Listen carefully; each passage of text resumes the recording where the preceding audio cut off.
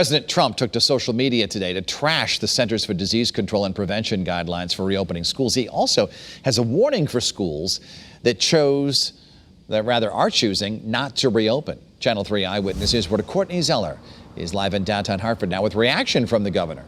Courtney? Well, Dennis, the president is calling these recommendations very tough and expensive. Now, some of those CDC guidelines encourage good hygiene, wearing face masks, and staying home if you're not feeling well.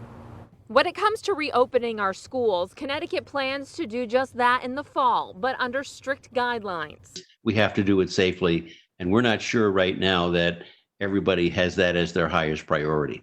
The president took to Twitter today saying this: "I disagree with the CDC on their very tough and expensive guidelines for opening schools. While they want them open, they are asking schools to do very impractical things. I will be meeting with them." And that's not sitting well with one of the teachers' unions in our state. Unfortunately, we have a president and a secretary of education that just aren't that supportive of public schools. The president also threatened that he may cut off funding to schools that do not reopen.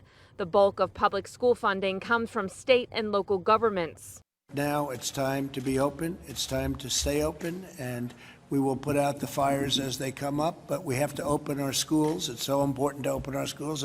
Here are some of the recommended guidelines from the Centers for Disease Control and Prevention. Teach and reinforce proper hand washing. Wear face coverings. Clean and disinfect surfaces that are touched the most. Have kids bring their own meals or serve individual plated meals in classrooms. Post signs near school entrances and restrooms reminding people to use good judgment to stop the spread. We talked to Governor Ned Lamont exclusively about Trump's tweet. We don't have to be ordered to open up our schools. Following the CDC metrics, we have months of better and better infection, lower and lower infection rates. So I think we can open up safely. But the idea the president is ordering people in Miami, in Houston, in Phoenix, you got to open. At the same time, you have a 30 or 40% infection rate in those communities. I think he was right when he said, I think we should leave that up to the local governors.